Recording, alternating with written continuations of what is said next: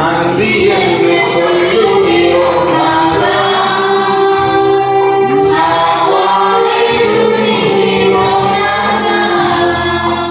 அன்பு நல்லதே, நாங்கள் உமக்கு நன்றி செலுத்துகிறோம். இந்த உயிர்த்தெழுதலின் நாளிலே உங்களுடைய பிள்ளைகளாகிய நாங்கள் இந்த வாரத்தை நாங்கள் உங்களுடைய சமூகத்திலே கொண்டு வரும்படியாக அதிகாலை நேரத்திலே உங்களுடைய திருமுகம் நோக்கி பார்க்கிறோம். உங்களுடைய வார்த்தை வெளிப்படுவதாக உங்களுடைய உயிர்த்தெழுந்த வல்லமை எங்களுக்குள்ளே ஆளுகை செய்யும்படியாக ஒப்புக் கொடுக்கிறோம். கர்த்தாவுடைய வார்த்தை ஆவியாய் ஜீவனாய் வெளிப்படுவதாக. உங்களுடைய வார்த்தை வல்லமை உள்ளது, அது இருவரும் கருக்குள்ள இந்த பட்டயத்தை காட்டிலும் கூர்மையானது என்னுடைய வார்த்தை சொல்லுகிறது. அது எங்களுடைய பிள்ளைகளுடைய இதயங்களுக்குள்ளே ஊடுருவி பாய்வதாக, சிந்தனைகளிலே ஆழமாய் கிரியை செய்வதாக. உங்களுடைய வல்லமை எங்கள் பிள்ளைகளை ஆளுகை செய்யும்படியாக ஜெபிக்கிறோம். கடந்து வருகிற பாதையிலே, நடந்து போகிற பாதையிலே எங்கள் வழிகள் எல்லாம் அடைக்கப்பட்டிருக்கும் போது அவைகளை திறக்கக்கூடிய அதே வல்லமை, உங்களுடைய உயிர்ப்பிக்கிற வல்லமை எங்களுக்கு முன்னே கடந்து வரும்படியாக ஜெபிக்கிறோம். நீர் சொல்லாகும், நீர் கட்டளையிடதற்கும் என்று வேதம் சொல்லுகிறதப்பா. உங்களுடைய பிள்ளைகளாகிய நாங்கள் உங்களுடைய சமூகத்திலே வந்திருக்கிறது நேரம் எங்கள் உள்ளங்கள் திறக்கப்படுவதாக, உங்களுடைய கிரியைகளுக்குள்ளே நடைபெறுவதாக. எங்கள் திருச்சபையிலே உங்களுடைய உயிர்ப்பிக்கிற வல்லமை வெளிப்படும்படியாக ஜெபிக்கிறோம். ஆண்டவரே, செத்து போய் கிடக்கிற எங்கள் வாழ்விலே உங்களுடைய உயிர் மீட்சி உருவாக்கும்படியாக ஜெபிக்கிறோம். எதிர்பார்ப்புகளை நிறைவேற்றி தாரும். இந்த நாளில் வசனத்தை பொறுக்கிக் கொள்ள எல்லா விதமான இருளின் அதிகாரங்களை கர்த்தர் நீக்கி போடுவீராக. உங்களுடைய பிள்ளைகளை சமாதானம் விடுதலையோடு அனுப்பும்படியாக ஜெபிக்கிறோம். உங்களுடைய தயவுள்ள கரங்களிலே தாழ்த்தி ஒப்புக் கொடுக்கிறோம். இறைவன் இயேசு கிறிஸ்து நாமத்தில் ஜெபிக்கிறோம் எங்கள் ஜீவனுள்ள நல்ல பிதாவே, ஆமென். நாம் அமரலாம். நம்முடைய பிதாவாகிய தேவனாலும் குமாரனாகிய இயேசு கிறிஸ்துவினாலும் பரிசுத்த ஆவியினாலும் உங்களுக்கு கிருபையும் சமாதானமும் இந்த உயிர்த்தெழுந்தலின் பண்டிகை நாளிலே உண்டாவதாக. ஆண்டவருடைய பாடு மரணங்களை கடந்த 40 நாட்கள் நாம் தியானித்தோம். இந்த நாளிலே ஆண்டவர் தன்னுடைய பாடுகளை முடித்து மரணத்துக்குள்ளே போய் கல்லறைக்குள்ளே வைக்கப்பட்டு 3 நாள் ஆகிய அதிகாலையிலே இன்றைக்கு நாம் கூடியிருக்கிறோம். இந்த நாள் நாம் விடுதலையின் ஆராதனையாக செய்ய வேண்டும். காரணம் என்ன? ஆண்டவராய் இயேசு கிறிஸ்து மரணத்தை ஜெயித்தார், பாதாளத்தை ஜெயித்தார், எல்லா அதிகாரங்களையும் ஜெயித்ததாக நாம் பார்க்கிறோம். உலக மனிதர்கள் இந்த உலகத்திலே மரித்த போது அவருடைய வாழ்க்கை முடிந்து போனது. ஆனால் ஆண்டவராய் இயேசு கிறிஸ்து மாத்திரம்தான் மரித்த பின்பாக திரும்ப உயிரோடு எழுந்தார். இந்த உயிர்த்தெழுந்த நாளிலே ஆண்டவருடைய வார்த்தையை தியானிக்கும்படியாக நாம் மார்க்கு 16ஆம் அதிகாரம் 3ஆம் வசனத்தை ஒருவர் வாசிக்கலாம். மார்க்கு சுவிசேஷம் 16ஆம் அதிகாரம் 3ஆம் வசனம். கல்லறையின் வாசலில் இருக்கிற கல்லை நமக்காக எவன் புரட்டி தள்ளுவான் என்று ஒருவரோடு ஒருவர் சொல்லிக் கொண்டார்கள். நமக்கு தெரியும், அதிகாலையிலே ஆண்டவராய் இயேசு கிறிஸ்துவை கல்லறைக்குள் வைக்கப்பட்ட 3ஆம் நாள், வாரத்தின் முதல் நாளிலே மகதலேனா மரியாளும் இயேசுவின் தாயாகிய மரியாளும் சலோமே எனப்பட்டவளும் கல்லறையை பார்க்க வருகிறார்கள். யூத வழக்கத்தின்படி 3ஆம் நாள் அந்த சரீரத்திற்கு சுகந்த வர்க்கமிட வேண்டும். எனவே இவர்கள் இந்த ஆயத்த நாளுக்காக காத்திருக்கிற நேரத்திலே அதிகாலையிலே வருகிறார்கள். யோவான் 20ஆம் அதிகாரம் 1ஆம் வசனம் சொல்லுகிறது, நேரம் வெளுப்பதற்கு முன்பாக அதிகாலையிலே மகதலேனா மரியாள் வருகிறாள் என்று வேதம் சொல்லுகிறது.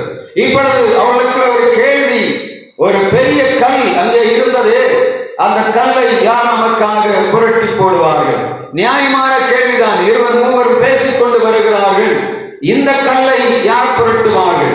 யாரும் புரட்ட முடியாத ஒரு கல்லை இதை யார் புரட்டுவார்கள்? சந்தேகத்தோடு இந்த 3 வருகிறார்கள். வரும்போது அங்கே பார்த்தால் வசனம் சொல்கிறது, யோவான் 20ஆம் அதிகாரம் 1ஆம் வசனம், வாரத்தின் முதல் நாள் காலையில் மகதலேனா மரியாள் கல்லறையிடத்துக்கு வந்து கல்லறை அடைத்திருந்த கல் புரட்டி இருக்க கண்டாள். இங்கே காலையிலே வருகிறார்கள், கல் புரட்டப்பட்டிருக்கிறது. அவளுக்குள்ள கேள்வி என்ன? இந்த கல்லை யார் புரட்டுவார்கள்? அதற்கு முன்பாகவே ஆண்டவர் அங்கே கல்லை புரட்டி போட்டதாக வேதம் சொல்லுகிறது. இந்த வேதத்துல யோவான் 20ஆம் அதிகாரத்தில் நாம் வாசித்த இந்த 18 வசனங்களிலே ஒரு சில முக்கியமான காரியங்களை ஆண்டவர் தன்னுடைய சிலுவையின் மரணத்தின் பின்பாக உயிர்த்தெழுதல் நாளிலே செய்ததை நாம் பார்க்க முடியும். முதலாவதாக மகதலேனா மரியாள் வருகிறார். அவர் கல்லறை இடத்துக்கு வரும்போது கல் புரட்டப்பட்டிருக்கிறது. இவள் பார்க்கிறாள், உள்ளே போக முடியாது, அதிகாலை இருட்டு, கல் மாத்திரம் புரட்டப்பட்டிருக்கிறது. இந்த கல்லை தாண்டி அவள் உள்ளே போக முடியும். உடனே அவள் ஓடுகிறாள், தன்னுடைய சீடர்களை தன்னோடு இருக்க சீடர்களை தேடி போகிறாள். நாம் பார்க்கும்போது 20ஆம் அதிகாரம் 3ஆம் வசனம் 2ஆம் வசனத்திலே சொல்லப்படுகிறது, இந்த மரியாள் இந்த செய்தியை அறிவிக்கும்படியாக போகிறாள். எதற்காக போகிறாள்? கல் புரட்டப்பட்டிருக்கிறது. அவளுடைய நினைவு என்ன? 2ஆம் வசனம் வாசிங்க. உடனே அவள் ஓடி சீமோன் பேதுருவிடத்திலும் இயேசுவுக்கு அன்பாயிருந்த மற்ற சீஷனிடத்திலும் கர்த்தரை கல்லறையிலிருந்து எடுத்துக்கொண்டு போய்விட்டார்கள், அவரை வைத்த இடம் எங்களுக்கு தெரியவில்லை என்று சொல்லுகிறார். ஆண்டவராய் இயேசு கிறிஸ்து ஜீவனோடு இருக்கிற நாளிலே சொன்னார், நான் அடக்கம் பண்ணப்பட்டு 3ஆம் நாள் எழுந்திருப்பேன். இந்த சீடர்களும் இந்த ஜனங்கள் எல்லாரும் இயேசுவோடு கூட நடந்து வருகிறவர்கள் இந்த 3 நாளைக்குள்ள எல்லாவற்றையும் மறந்து போனார்கள். இங்க முதலாவது வந்து பார்க்கிறாள், கல்லறை திறக்கப்பட்டிருக்கிறது. இவள் என்ன செய்திருக்க வேண்டும்? போய் யாரிடத்திலாவது சொல்லியிருக்கிறாள். வார்த்தையை பார்த்தா சொல்லுகிறாள். என்ன சொல்லுகிறாள்? ஆண்டவரை யாரோ எடுத்துக்கொண்டு போய்விட்டார்கள். இன்றைக்கும் அதே சூழலை தான் நடந்து கொண்டிருக்கிறது. ஆண்டவர் செய்கிற அதிசயம் ஒன்று, ஜனங்கள் தங்களுக்குள்ளே எடுக்கக்கூடிய மற்ற இன்னொரு விதமான காரியம் உண்டு. ஆண்டவர் சொல்லுகிறார், இதை செய்வேன், ஆனால் நாம் எதை செய்கிறோம் என்று சொன்ன ஆண்டவர் சொன்ன காரியங்களை மறந்து போகிறோம். கல்லறையிலிருந்து கல் புரட்டப்படும் போது நடைபெற வேண்டிய மிக முக்கியமான காரியம் உயிர்த்தெழுதலின் வல்லமை, நம்பிக்கையின் வார்த்தை, விசுவாசத்தின் வார்த்தை விதைக்கப்பட வேண்டும். ஆனால் ஆண்டவராய் இயேசு கிறிஸ்து கல்லறை திறக்கப்பட்டிருக்கிறதை முதலாவது தன்னுடைய சுயத்திலே எடுத்து அவள் சொல்லுகிறாள், ஆண்டவராய் இயேசு கிறிஸ்து யாரோ எடுத்துக்கொண்டு போய்விட்டார். தெரியாம இருந்தான்னு சொல்லணும். கல்லு புரட்டி எடுத்திருக்கு, என்ன ஆச்சு என்று தெரியவில்லை. அப்படித்தானே அவர் சொல்லக்கூடிய வார்த்தை நீங்க பார்த்தீங்கன்னா, ஆண்டவரை யாரோ எடுத்துக்கொண்டு போய்விட்டார்கள். வார்த்தை ஆண்டவர் சொல்லுகிறார், இந்த ஆண்டவர் தன்னுடைய 3ஆம் நாளில் உயிர்த்தெழ வேண்டிய காரியம் இருந்தது. ஆனால் இவருடைய வார்த்தை எப்படி வருகிறது?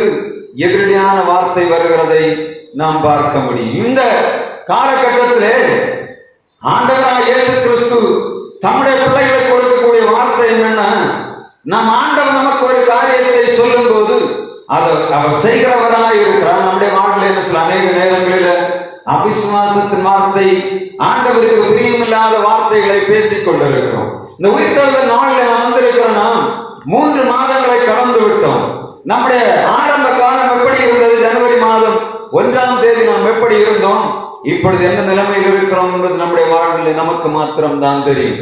எத்தனை நம்பிக்கைகள், நாம் அநேக காரியங்களை செய்தோம் இந்த நாட்களில் நமக்கு நடைபெறும் என்று சொல்லி, ஆனால் நடைபெறவில்லை. ஏன்னா என்ன சொல்லி கொண்டிருக்கிறோம்? இனி அவ்வளவுதான், இதோட முடிந்து போயிட்டு என்று சொல்லுகிறோம்.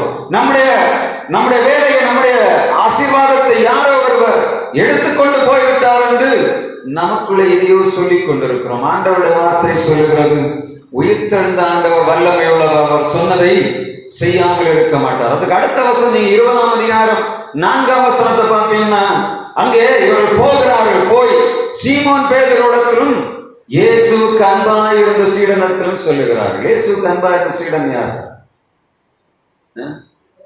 யோவான்.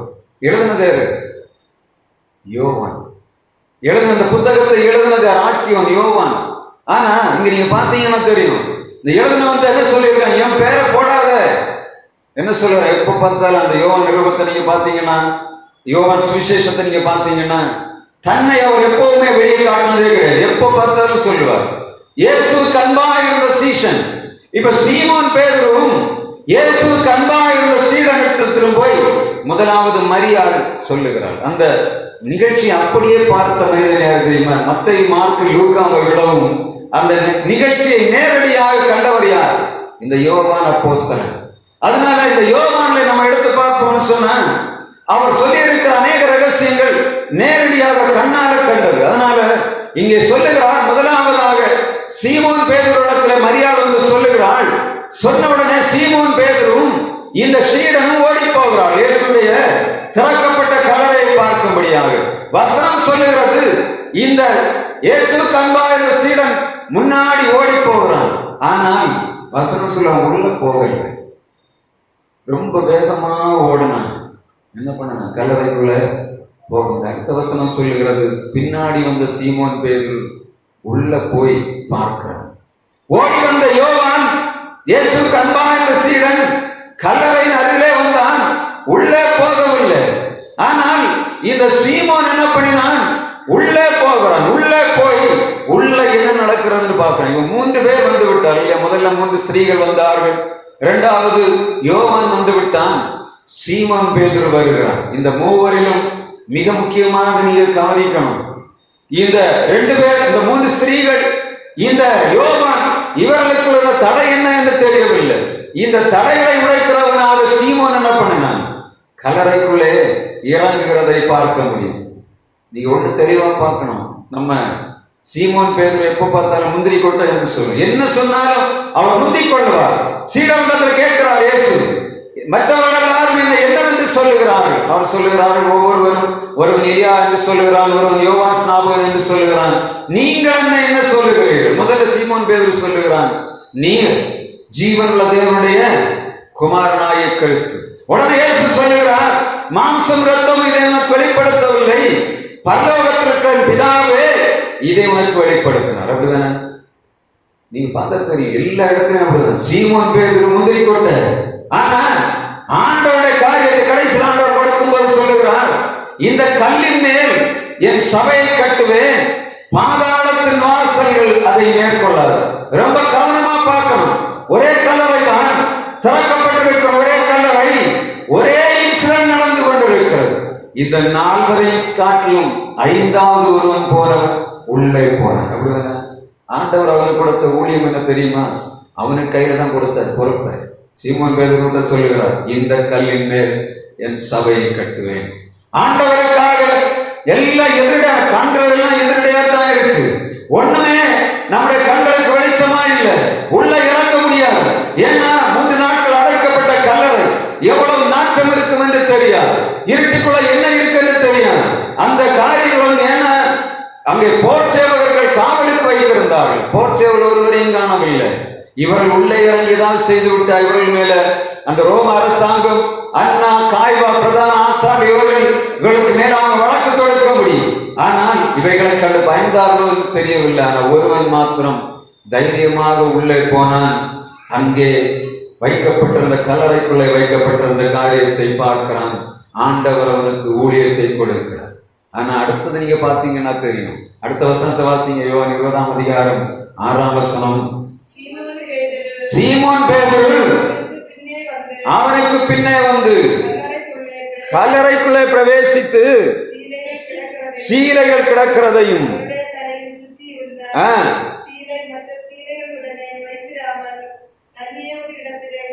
சுருட்டி வைத்திருக்கிறதையும் கண்டான். 10ஆம் வசனம் சொல்லுகிறது, பின்பு அந்த சீடர்கள் தங்களுடைய இடத்திற்கு திரும்பினார்கள். இயேசு மரித்தோர் எழுந்து விட்டார், கல்லறை திறக்கப்பட்டிருக்கிறது. ஆனால் இந்த சீமோன் பேதுரு அவரோடு வந்த இயேசுவுக்கு அன்பான சீடனும் திரும்ப போனார்கள். எங்க போனார்கள்? வீட்டுக்கு போனார்கள். அடுத்த வசனம் வாசித்து பாருங்க, 11ஆம் வசனம். மரியாள் கல்லறையின் அருகே அழுது கொண்டிருக்கிறாள். அவள் அழுது கொண்டிருக்கிறாள். சீடர்கள் வந்தார்கள், வேகமாக வந்தார்கள், கல்லறைக்குள்ளே வந்து பார்த்தார்கள். இயேசுவின் கல்லறையில இயேசு இல்லை. என்ன செய்யணும்? அறிவிக்கணுமா வேண்டாமா? இவங்க என்ன பண்ணாங்க? திரும்ப வீட்டுல போய் நிம்மதியா சாயம் குடிச்சிட்டு உறக்கம். அப்படிதானே பார்த்தாங்க. நமக்கு இதுக்கு மேல எனக்கு தேவை? அவர் இருந்தாரு, செத்தாரு, அடக்கம் பண்ண இப்ப காணல, இனி நமக்கு என்ன தோணுது, நம்ம வேலையை பார்ப்போம்னு சொல்லி வீட்டுக்கு போனார். நான் ஒருத்தி மாத்திரம் வசனம் சொல்லுறது அழுது கொண்டிருந்தார். மரியாளுடைய வாழ்வை நம்ம பார்ப்போம்னு சொன்ன ஆண்டவராய் இயேசு கிறிஸ்துடைய வார்த்தை சொல்லுகிறது. மார்க் 1:10 ஆண்டவர் அவளத்திலிருந்து 7 பிசாசுகளை துரத்தி இருந்தார். மார்க் 1:10 எடுத்து பார்த்தா ஆண்டவர் அவளுக்கு செய்த அதிசயம் அங்கே சொல்லப்படுகிறது. இந்த மகதலேனா மரியாள் அதிகாலையிலே, எவ்வளவு பெண்கள் அந்த தேசத்தில் இருக்கிறார்கள், திரளான சீஷர்கள் ஆண்டவருக்கு இருந்தார்கள். இவர்கள் எல்லாரை காட்டிலும் மகதலேனா மரியாள் மாத்திரம் அந்த இருட்டோடே எழும்பி ஒரு தனி பெண்ணாக இல்லது 3 பெண்களாக இணைந்து வருகிறார்கள் என்று சொன்ன அதுல சீக்ரெட் என்னன்னு சொன்ன மார்க் 1:10 சொல்லப்படும். வாசிக்கலாமா?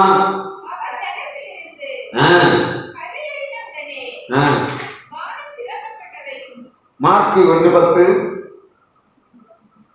1:9. அந்த நாட்களில் இயேசு கலிலேயாவில் உள்ள நாசரேத்தூரில் வந்து யோர்தான் நதியில் யோவானால் ஞானஸ்நானம் பெற்றார்.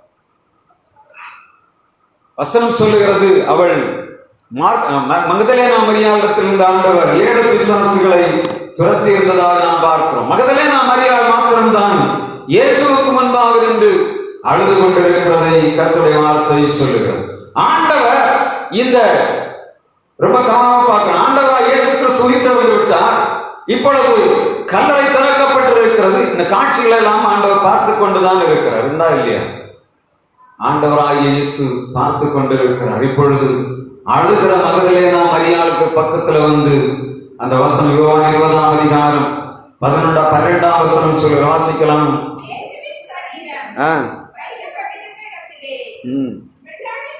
வெள்ளுடை தரித்தவர்களாய் 2 தூதர்கள் தலைமாட்டில் ஒருவனும் கால் மாட்டில் ஒருவனும் உட்கார்ந்திருந்த கண்டார். இப்போ முதலாவதாக இந்த சீடர்கள் வந்து பார்க்கும்போது உள்ளே சீலைகள் வைக்கப்பட்டிருக்கிறதை காண்கிறார். இப்ப நீங்க இன்னொரு காரியம் பார்க்கணும். இந்த சீடர்கள் அந்த கல்லறைக்குள்ள சீலைகளை பார்க்கிறார்கள். அழுது கொண்டிருக்கிற மரியாள் திரும்ப உள்ள கை நீட்டி பார்க்கிறார். அழுது கொண்டிருக்கிற மரியாளுக்கு 2 தேவதூதர்கள் அங்கே உட்கார்ந்து சொல்லுகிறார்கள், நீங்கள் ஆண்டவராய் இயேசு கிறிஸ்து உயிர்த்தெழுந்தார், அவரை நீங்கள் மரித்தோரிடத்தில் தேடக்கூடாது என்று சொல்லுகிறார்கள். என்ன இந்த மரியாள் செய்கிற வேலை என்ன? எல்லாரும் போனது போல, சீடர்கள் போனது போல அவள் தன்னுடைய வீட்டுக்கு போகவில்லை. அவளுக்கு ஒரு பிடிவாதம் இருந்தது. என் ஆண்டவராய் இயேசு கிறிஸ்து இந்த இடத்திலிருந்து எடுக்கப்பட்டிருக்கிறார், அதை நான் கண்டிப்பாக பார்க்க வேண்டும் என்று சொல்லி அவள் அழுது கொண்டிருக்கிறார். அழுதுனால் பரவாயில்லை, அடம் பிடித்து நின்று கொண்டிருக்கிறார். எல்லாரும் பார்க்கிறார். தேவதூதர்களும் சொல்லுகிறார்கள், இல்ல ஆண்டவர் பொய்யாச்சு, நீங்க போங்க. ஆண்டவர் இப்போ உயிர்த்தெழுந்து போனபடியினாலே அவர் இருவருக்கு காலத்தில் உங்களை சொன்னார் அல்லவா, அவர் ஜீவனோடு எழுந்து வருவார் என்று சொன்னார் அல்லவா என்று சொல்லி கேட்கும் போது இவர் இந்த மரியாள் அழுது கொண்டு நிற்கும் போது இந்த சீடர்கள் தேவதூதர்கள் சொல்லுகிறார்கள், ஆண்டவர் உயிர்த்தெழுந்தார் என்று சொல்லிவிட்டு திரும்பி பார்க்கும்போது 15ஆம் வசனம் சொல்லுகிறது. 14ஆம் வசனம், இயேசு பின்னாலே நிற்கிறதை அவள் காண்கிறாள். அழுது கொண்டிருந்த இந்த மகதலேனா மரியாளுக்கு ஆண்டவர் பிற்பக்கத்திலே நிற்கிறார். இப்ப மிக முக்கியமா பார்க்க வேண்டிய காரியம், மகதலேனா மரியாள் பின்னிட்டு பார்க்கும்போது அங்கு யார் நின்று கொண்டிருக்கிறது? யார் நின்று கொண்டிருக்கிறார்? அடுத்த வசனம் வாசிங்க. இயேசு அவளை பார்த்து, ஸ்திரீயே ஏன் அழுகிறாய், யாரை தேடுகிறாய் என்றார்.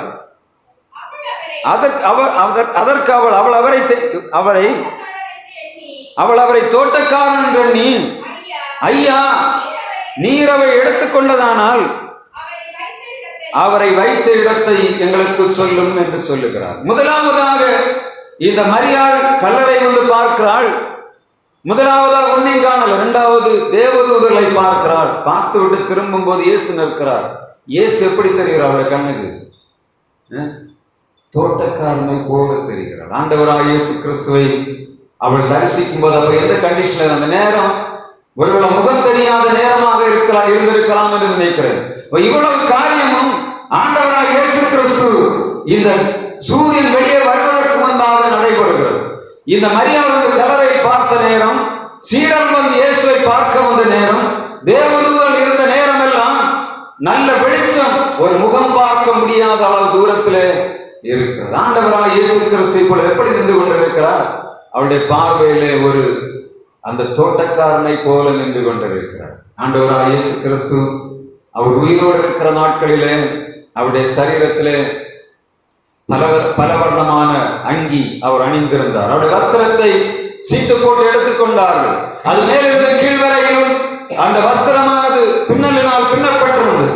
எனவே அந்த வஸ்திரத்தை கிழிக்காதபடி அவருடைய வஸ்திரத்தை சீட்டு போட்டு ரோம போர்ச்சேவர் பங்கிட்டுக் கொண்டார் என்று வேதம் சொல்லுது. அப்படிப்பட்ட ஆண்டவர் உயிர்த்தெழுந்த பிறகாக ஒரு தோட்டக்காரனை போல நின்று கொண்டார். தோட்டக்காரன் ட்ரெஸ் போட்டிருப்பாங்க, தோட்டக்காரன் ட்ரெஸ் போடாது, நல்ல கவனம் எல்லாம் போட்டு அங்கி எல்லாம் போட்டு உட்கார்ந்துருப்பாங்க. என்ன ட்ரெஸ் போட்டிருப்பாங்க? யாராவது தோட்டக்காரன் போட்டுற ட்ரெஸ் பார்த்திருக்கா? ஆண்டவராகிய இயேசு கிறிஸ்து ஒரு தோட்டக்காரனை போல இந்த மரியாளுக்கு தென்படுகிறார். ஆண்டவர் வந்தவுடனே அவளுக்கு தெரிந்தது, இவர் யார்? என்னுடைய ஆண்டவர் ஒரு தோட்டக்காரன் நினைத்தாலும் தெரியவில்லை. இந்த இடத்தில் இயேசு எடுத்துக்கொண்டு போன ஆளை நீங்கள் எனக்கு சொல்ல வேண்டும் என்று அவர் கேட்கிறார். கேட்கும் போது ஆண்டவர் அவளுடைய வாஞ்சை அறிந்தவுடனே ஒரு சத்தம் வருகிறது, ரபூனி ரபூனி. அழுது கொண்டிருக்கிற மரியாதத்திலே ஒரு வார்த்தை வருகிறது, ரபூனி. உடனே வேலை சொல்லுகிறார், ஆண்டவரே என்று சொல்லி கூப்பிடுறார். ஆண்டவருடைய வார்த்தை அவளுக்கு தெளிவாக கேட்கிறது. இதுவரையும் அவள் காணப்பட்ட பரிதாபமான நிலைமையை விட்டு ஒரு நம்பிக்கையின் வார்த்தை அவள் கேட்கிறதை நாம் பார்க்க முடியும். ஆண்டவர் வந்து சொல்லுகிறார், என்னை நீ தொடாதே. ரொம்ப கவனமா பார்க்கணும். ஆண்டவர் அந்த நேரத்தில் உயிர் தெழுந்த பின்பு அவர் சொல்லுகிறார், நீ என்னை தொடாதே, நான் என் பிதாவினிடத்துக்கு இன்னும் போகவில்லை. இப்பொழுது என்னை தொட்டால் நான் பிதாவினிடத்துக்கு போகவில்லை, தலைநில்லு. ஆனால் அவர் ஆண்டவரத்திற்கு அவர்களுக்கு ஒரு கட்டளை கொடுக்கிறார். அதுக்கு அடுத்த வசனம் சொல்லுகிறது, நீ போய் உடைய சகோதரருக்கு அறிவி என்று சொல்லுகிறார். மரியாளுக்கு கொடுக்கப்பட்ட வேலை என்ன? ஆண்டவரை பார்க்க வந்த மரியாள் அவள் பெற்றுக்கொண்ட ஒரு தரிசனத்தின் மூலமாக இயேசுவை கண்டால் மற்ற சீடர்களுக்கு காண்பிக்கப்படும் என்பதாக இயேசு மரியாளுக்கு தன்னை காண்பிக்கிறதை கர்த்தருடைய வார்த்தை சொல்லுகிறது. யாருக்கு காண்பிக்கிறார்? அன்பாயிருந்த சீஷனாகிய இந்த யோவானுக்கு கூட காண்பிக்கவில்லை. பேதுருவுக்கு இந்த கலிலேயரின் சபை கட்டுவேன் சொன்ன பேதுருவுக்கு ஆண்டவர் தன்னுடைய முகத்தை காண்பிக்கவில்லை. யாருக்கு காண்பிக்கிறார்? யாரும் எழும்பி வர முடியாத இருட்டு நேரத்தில், ஒரு ஆண் பிள்ளை வர முடியாத நேரத்தில், இரவு நேரத்திலே வந்து ஆண்டவருடைய கல்லறை அருகே வந்து திறக்கப்பட்ட கல்லறையை பார்த்துவிட்டு விடாப்பிடியாக நின்று அழுது கொண்டிருந்த மரியாளுக்கு ஆண்டவர் தரிசனமாகிறார். தரிசனமாகி அவளிடத்திலே முதலாவது பணியை கொடுக்கிறார். இயேசு உயிர்த்தெழுந்த பின்பாக முதலாவது சுவிசேஷம் அறிவிக்கும்படியான பணியை பெற்றுக்கொண்டது யார் தெரியுமா? இந்த மரியாள் தான் பெற்றுக்கொண்டதாக வேதம் சொல்லுகிறார். அவர் சொல்லுகிறார், நான் உயிர்த்தெழுந்தேன் என்று உன்னுடைய சகோதரர்களுக்கு போய் சொல்லு, அவர்கள் என்னை காண்பார்கள். நான் இப்பொழுது உயிர்த்தெழுந்திருக்கிறேன், என் பிதாவினிடத்திற்கு நான் போகவில்லை என்று சொல்லி மரியாளை ஆறுதல் படுத்தி ஆண்டவர் அனுப்புகிறதை நாம் பார்க்க முடியும். இந்த யோவான் 20ஆம் அதிகாரம் 1ஆம் வசனத்தில் 18ஆம் வசனம் வரையில் நாம் பார்க்கக்கூடிய மிக முக்கியமான காரியம், உயிர்த்தெழுதலை நாம் அறிக்கையிடும்படியாக ஒரு உயிருள்ள சாட்சி காணப்பட்டது. எந்த சாட்சி? யோவான் அப்போஸ்தலன் ஆண்டவருடைய உயிர்த்தெழுதலை சொல்லும் போது அவர் மிக தெளிவாக சொல்லுகிறார். எப்படி அமைதியான வாழ்வை எங்கே சொல்லுகிறதை பார்க்க முடியும். மத்தேயு, மார்க்கு, லூக்கா இவர் மூவரும் சொல்லும் போது பார்த்தீங்கன்னா அவங்களுடைய அந்த ஆண்டவராகிய இயேசு கிறிஸ்து உயிர்த்தெழுந்த அந்த சரித்திரம் எப்படி சொல்லப்படுகிறதுன்னா, அவர் சடதடன்று செய்த மாதிரி தூதன் வந்தான், அங்கே உட்கார்ந்தான், அந்த போர்ச்சேவர்கள் நடுங்கினார்கள் என்று சொல்லி மற்ற சுவிசேஷகர்கள் சொன்னாலும் இந்த யோவான் மாத்திரம் சொல்லுகிறான், ஆண்டவராய் இயேசு கிறிஸ்துடைய கல்லறை திறக்கப்பட்டு அவருடைய தலையில் இருந்த சீலையானது தனியாக சுற்றப்பட்டிருந்தது.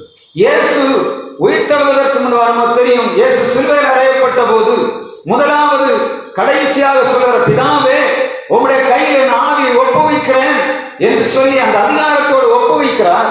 அவர் எழும்புவதற்கு முன்பாக வசனம் மற்ற 3 சுவிசேஷகரும் சொல்வதை போல இயேசு உயிர்த்தெழுவதற்கு முன்பாக இந்த தூதர்கள் வரவில்லை. இயேசு உயிர்த்தெழுந்து வெளியே வந்த போலதான் தூதர்கள் வருகிறார்கள். எதற்கு? கல்லை புரட்டுவதற்காக. என திறக்கப்பட்ட கல்லறை ஒன்று காணப்படுகிறது. அதை காட்டும்படியாகத்தான் தேவதூதர்கள் இறங்கி வருகிறார்கள். அதைத்தான் யோவான் மிக தெளிவாக சொல்கிறார். எப்படி? இந்த கல்லறையிலே ஆண்டவரான இயேசு கிறிஸ்து அவருடைய சுற்றப்பட்டிருந்த அந்த துணிகளானது அழகாக பிரிக்கப்பட்டு தனியாக தலையில் உள்ள அந்த துணியான தனியாக வைக்கப்பட்டிருக்கிறதை காண்பிக்கிறார். நான் நேற்றைக்கு இரவுல இந்த வசனத்தை தியானித்துக் கொண்டிருக்கும் போது நம்முடைய கடந்த கால வரலாறுகளை எல்லாம் கொஞ்சம் தேடி பார்த்தேன். இந்த உயிர்த்தெழுந்த நாள் ராத்திரி 12 மணிக்கு எல்லை இல்லாத ஆரவாரம் இருக்கும். பார்த்துருக்க, 12 மணிக்கு தான் பட்டாசு சத்தம் கேட்கும். உண்டா இல்லையா? திருவள்ளுவ உயிர்த்தெழுந்தாரே அல்லேலூயா. ராத்திரி ஒருத்தரும் உறக்கம் இருக்காரு. ராத்திரி ஃபுல்லா என்ன பண்ணிடுறாரு? அங்க போய் கடற்கரையில பார்த்தா ஃபுல்லா குடிச்சிட்டு தண்ணி அடிச்சுட்டு, ஏன்னா ஆண்டவர் இந்த 40 நாளும் துக்கம் கொண்டாடிட்டு ஞாயிற்றுக்கிழமை காலத்தை ஆண்டவர் உயிர்த்தெழுந்தவன என்ன பண்ணாங்க? அதை கொண்டாடுறது எப்படி? விதவிதமான கொண்டாட்டம். வாலிபர்கள் பார்த்தா நடுராத்திரி தான் உறக்கம் வராது இல்ல. அன்னைக்கு ராத்திரி தான் தண்ணி அடிச்சுட்டு, ஐயோ அன்னைக்கு எந்த அசுத்தமாக இருந்தாலும் சரி இயேசு பிறந்தாருன்னு சொல்லி அந்த இரவு நிலை பட்டாசு கொளுத்துவார். இந்த வருஷத்துல உண்டா? என்ன நடந்தது? எந்த சத்தம்? பட்டாசு சத்தம் கேட்டுதான் நம்ம ஊர்ல ஏதாவது பாட்டு பாடி அலைஞ்சிட்டு போனாங்களா? எப்படி இருக்கு? அமைதியான ஒரு உயிர்த்தெழுதலின் பண்டிகை இந்த வருடம் நம்ம தேசத்திலே நடந்தது. அப்படிதான் உங்க ஊர்ல அந்த பட்டாசு கொளுத்துனாங்களா? இல்லை, ஒரு பட்டாசு சத்தம் கேட்கல. ஏன்? பட்டாசு கடையில பட்டாசு விற்கல, எல்லாம் மூடி வைத்திருக்கிறாங்க. இவர்கள் இப்ப இனி கொளுத்துவாங்களான்னு தெரியவில்லை. நான் சொல்லக்கூடிய காரியம் என்னன்னா, ஆண்டவராய் இயேசு கிறிஸ்து உயிர்த்தெழுந்து அவர் சடபடன் ஒரு வேலை செய்யவில்லை. அதுபோல 40 நாட்கள் இந்த உலகத்திலே ஆண்டவர் இருந்தார். எதுக்காக? தன்னுடைய பணியை தம்முடைய சீடர்கள் கொடுக்க வேண்டும் என்று சொல்லி ஆண்டவர் அமைதியாக எழுப்பினார். எல்லாவற்றையும் எடுத்து வைத்தார். பிதாவிடத்தில் போவதற்கு அவர் ஆயத்தமாக இருக்கும் போதுதான் இங்க ஒரு அழுகையின் சத்தம் கேட்கிறார். காலையில் எழுந்தவன் ஆண்டவர் என்ன செய்திருப்பார்? பிதாவிடத்தில் போய்விட்டு இந்த சீடருக்கு தரிசனமாக வேண்டும் என்று நினைத்தார். ஆனால் இந்த பொம்பளவர்த்தி அழுது கொண்டிருந்ததை பார்த்து ஆண்டவர் உடனடியாக வருகிறார். வந்து சொல்லுகிறார், அத நான் பிதாவிடத்துல போயிட்டு வருகிறேன் என்று சொல்லிவிட்டு அவரிடத்துல சொல்லுகிறார், நீ போய் சீடரிடத்துல சொல்லு, நான் பிதாவிடத்துல போய்விட்டு வருகிறேன். ஆண்டவர் எவ்வளவு நேரத்துல பரலோகத்துக்கு போயிட்டு வந்தார்? கொஞ்சம் யோசித்து பார்க்க முடியுமா? இதுவரை விஞ்ஞானிகள் இந்த பூமியுடைய நம்ம வளிமண்டலம் 320 கிலோமீட்டர், அதுக்கு மேல நட்சத்திர மண்டலம் இருக்கு. அதுக்கு இந்த நட்சத்திர மண்டலத்துக்கு எல்லை இதுவரை ஒரு விஞ்ஞானிகளும் கண்டுபிடிக்கவில்லை. ஒரு ராக்கெட் 25,000 கிலோமீட்டர் செலுத்தினா இந்த அவங்க சொல்லுகிறாங்க, அசியூம் பண்றாங்க, நட்சத்திர மண்டலத்தை கடந்து போன 2.5 லட்சம் வருஷம், 2.5 வருடங்கள். இங்க இருந்து நம்ம ஒரு ராக்கெட்டை 25,000 கிலோமீட்டர் ஸ்பீட்ல அனுப்புனா இந்த நட்சத்திர மண்டலத்தை தாண்டி போகணும்னா 2.5 வருஷம் ஆகும். கொஞ்சம் கால்குலேட் பண்ணி பாருங்க எவ்வளவு தூரம் இருக்கிறது. இதை தாண்டி தான் இங்க இருக்கு. நட்சத்திர மண்டலத்தை தாண்டி இங்க இருக்கு பரலோகம் இருக்கு. வசனம் சொல்லுகிறது, வானம் எனக்கு சிங்காசனம், பூமி எனக்கு பாதபடி. பிள்ளை உட்கார்ந்து இருக்க சேர்ல எங்க இருக்கிறோம்? உட்கார்ந்து இருக்கிற இடத்த நட்சத்திர மண்டலத்துக்கு முடிவு காலங்க இருக்கு, பூமியில இருக்கு. இதுக்கு இடையில என்ன இருக்கு? நட்சத்திர மண்டலம் இருக்கு. இனி இதுக்கு மேலதான் பரலோகம் இருக்கு. இவ்வளவு தூரத்தை தாண்டி ஆண்டவர் பரலோகத்துக்கு பிதாவிடத்துல போயிட்டு திரும்ப வந்தார். எப்ப வந்தது தெரியுமா? மத்தியானம். எம்மாவுக்கு சீடர்கள் நடந்து போய் கொண்டிருக்கிறார். வழியில் எதிர்பட்டவளை வாழ்த்துகிறார். எவ்வளவு நேரத்துல போய்விட்டு வந்திருப்பார்? அப்போ கொஞ்சம் யோசித்து பார்த்தா அவர் எவ்வளவு ஸ்பீட்ல போயிட்டு வந்திருப்பார்? எவ்வளவு ஸ்பீட்ல போயிட்டு வந்திருப்பார்? கொஞ்சம் கற்பனை பண்ணி பார்த்தா எல்லை இல்லாத ஸ்பீடு. நம்முடைய பூமியில ஒரு மிகப்பெரிய சீக்கிரம் இருக்கு. நம்ம பூமியை சுற்றிலும் கருப்பான பள்ளங்கள் காணப்படும், கருந்துகள் என்று சொல்லக்கூடிய பெரிய பெரிய கருப்பான இதுகள் இருக்கலாம். அதுக்குள்ள ஒருத்தம் போனா அது அந்த பூமி எல்லையை விட்டு தாண்டி அது போகக்கூடிய ஸ்பீடு உலகத்துல கை கணக்கு இல்லாத ஸ்பீட்ல போகணும். அதுக்குள்ள போய் விட்டா ஒன்னும் பறக்கவும் வேண்டாம். அது நேரம் கொண்டு போயிருக்கும் எங்க பரலோகத்துக்கு. அப்ப என்ன ஸ்பீட்ல ஆண்டவர் போயிருப்பார். போய்விட்டு திரும்ப வந்தார். நம்முடைய ஆண்டவர் எதற்காக திரும்ப வந்தார்?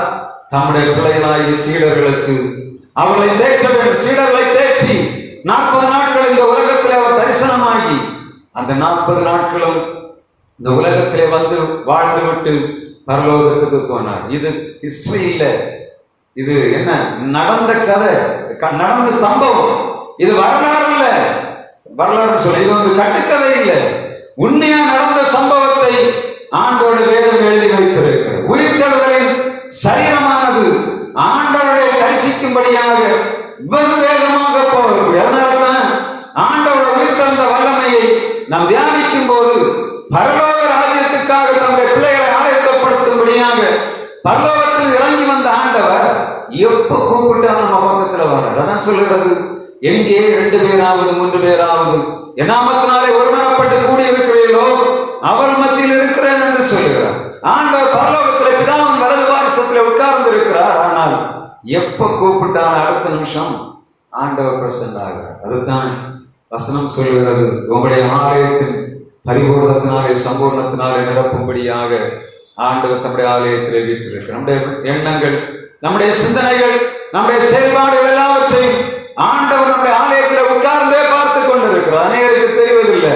நம்ம செய்கிற வேலைகள் எல்லாம் ஆண்டவர் உட்கார்ந்து பார்த்து கொண்டிருக்கிறார். தரிசனமான ஆண்டவர் சிலுவையிலே நமக்காக மரித்து அடக்கம் பண்ணப்பட்டு உயிரோடு எழுந்தவர் நம்முடைய மத்தியிலே பிரசன்னராக இருக்கிறார். அப்போஸ்தலர் 1ஆம் அதிகாரம் 15ஆம் வசனம் சொல்லுகிறது. 3ஆம் அதிகாரத்தை நீங்க பார்த்தா தெரியும். 1ஆம் வசனத்திலே அலங்கார வாசலில் உட்கார்ந்திருந்த பிறவி சப்பானிகளுக்கு அதை நான் நம்முடைய இந்த வர நாட்களை நம்ம தியானிக்க போறோம். ஆண்டவருடைய உயிர்த்தெழுந்த வல்லமை 40 நாட்களில் இந்த தேசத்திலே கிரியை செய்து அது வல்லமை நாம் அனுபவிக்கும்படியாக ஆண்டவர் இந்த நாளை நமக்கு நினைவு நாளாக தந்திருக்கிறார். ஆண்டவராய் இயேசு கிறிஸ்து உயிர்த்தெழுந்த பின்பாக அவர் உடனடியாக பரலோகத்துக்கு போகவில்லை. 40 நாட்கள் இந்த தேசத்திலே உலாவிக் கொண்டிருந்தார். சீடர்களுக்கு தரிசனமானார்.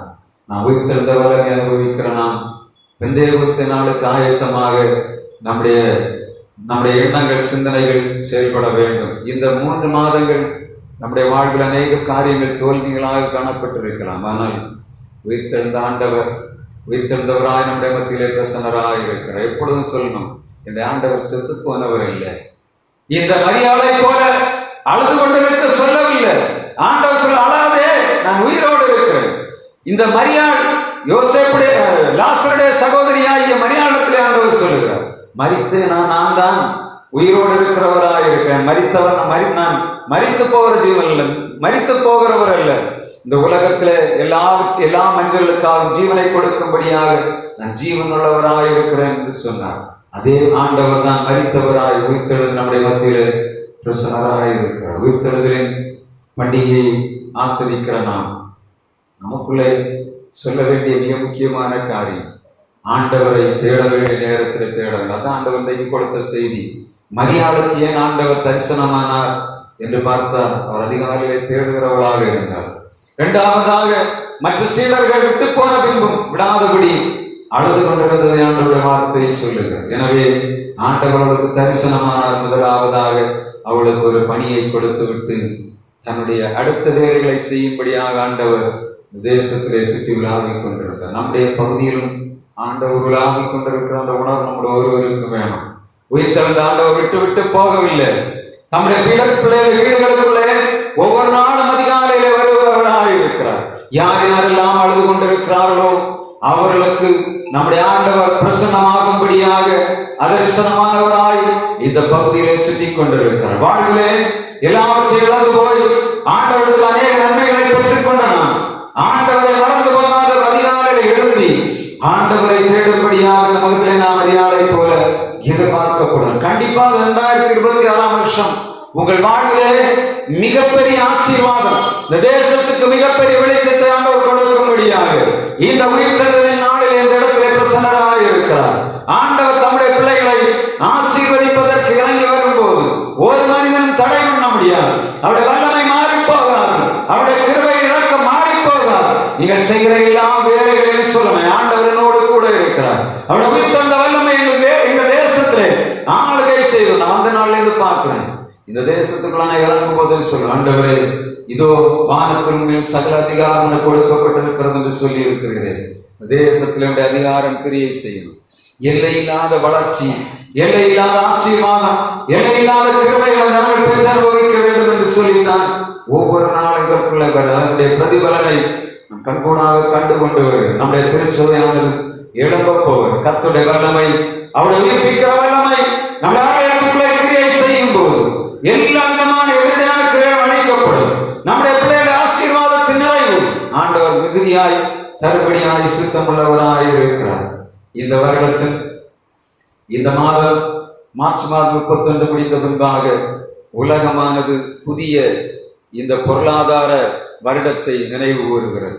அறுப்பின் பண்டிகையை முடித்து இஸ்ரவேலர்கள் ஒரு புதிதான அறுவடைக்கு நேராக விதை விதைக்கும்படியாக போகிற நேரம், நாமும் நம்முடைய தேசத்தில் விதைக்க வேண்டிய விதைகளை விதைக்கும்படியான நேரம். நம்மை ஆயத்தப்படுத்தி விட்டோம்.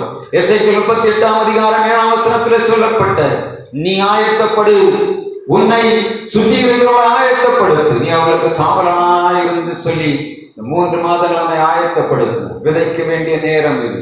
எப்படி விதைக்க வேண்டும்? உயிர்த்தெழுந்த இயேசுவுடைய வல்லமை விதைக்கும்படியான நேரம் இது. பிசாசுகளை அழிக்கும்படியான நேரம் இது. எனவே நாம் ஆண்டவருடைய உயிர்த்தெழுந்த வல்லமை நமக்குள்ளே தரித்துக் கொண்டு இந்த மண்ணான சரீரத்துக்குள்ளே ஆண்டவர் வைத்திருக்கிற மிகப்பெரிய பொக்கிஷமாகிய அவருடைய ஆத்மாவின் வல்லமை எடுத்துக்கொண்டு ஜெயிக்கும்படியாக ஆண்டவர் இரக்கம் தருவாரார். உங்க சரீரத்தில் காணப்படுகிற பலவீனத்தை அறிக்கையிடாதுங்க. உயிர்த்தெழுந்த ஆண்டவர்களோடு இருக்கிற அதிகாலையில் எழுந்தி ஆண்டவரை தேடுங்க. வாழ்விலே மிகப்பெரிய ஆசீர்வாதங்களை ஆண்டவர் தருவாராக. இந்த உயிர்த்தெழுந்த நாளிலே உங்களுக்கு நான் மனமார்ந்த உயிர்த்தெழுதலின் வாழ்த்துதலை தெரிவிக்கிறேன். ஹாப்பி ஈஸ்டர் என்று நான் உங்களுக்கு இந்த நாளில் உங்களுக்கு அறிவிக்கிறேன். ஹாப்பி ஈஸ்டர் என்று சொன்னால் என்ன? மரியாள் ஆண்டவரை தேடினாள், அவரை ஊக்கத்தோடு தேடினாள், விடாப்பிடியாக தேடினாள். ஆண்டவர் அவளுக்கு கொடுத்த பணியை உங்கள் மத்தியிலும் தந்திருக்கிறார். எனவே நிறைவாய் செய்யும். ஆண்கள் செய்ய முடியாத வேலைகள் எத்தனையோ பெண்கள் மூலமாகத்தான் நடக்கிற. நாமும் இந்த செய்தி ஆண்டவர் கொடுத்தவன நான் கேட்டது, ஆண்டவரை முழுவதும் பெண்களுக்கான செய்தியாக இருக்கிறது. ஆம், திருச்சபையில் இந்த வருடத்திலே பெண்களை கொண்டு ஆண்டவர் மிகப்பெரிய காரியங்களை செய்ய போகிறார். உங்களை கொண்டுதான் செய்வார். ஆண்கள் ஒத்துழைப்பார்கள், ஆனால் பெண்கள் தான் இந்த வருடத்தில் நீங்கள் இறங்கி ஆண்டவருக்காக தவிர்த்தெழுந்த வல்லமை அறிவிக்க வேண்டும் என்று சொல்லி ஆண்டவர்களை தெரிந்திருக்கிறார். எனவே கர்த்தர் கொடுத்த பணிகளை சிறப்பாய் செய்வோம். உங்கள் வாழ்வை ஆண்டவர் பொறுப்படுத்திக் கொள்வார். ஆண்டவருடைய ராஜ்யத்துக்காக நீங்கள் வேலை செய்யும் போது உங்கள் குடும்பங்கள் வேலைகளை ஆண்டவர் மிக சிறப்பாக செய்வார் என்பதிலே எந்த விதமான சந்தேகம் இல்லை. எனவே ஆண்டவருடைய கருத்திலே நம்மை ஒப்புக் கொடுப்போம். ஆண்டவருடைய அதிசயங்களை விவரிப்போம். நாட்களை ஆண்டவரை விடாமல் பற்றிக் கொள்வோம். இந்த எதிர்கால தலைமுறைகளுக்கு நல்ல ஈவுகளை சேர்த்து வைப்போம். அதை தொடர்ந்து நம்மை ஆசீர்வதிப்பார்கள். நாம் எழுந்திருந்து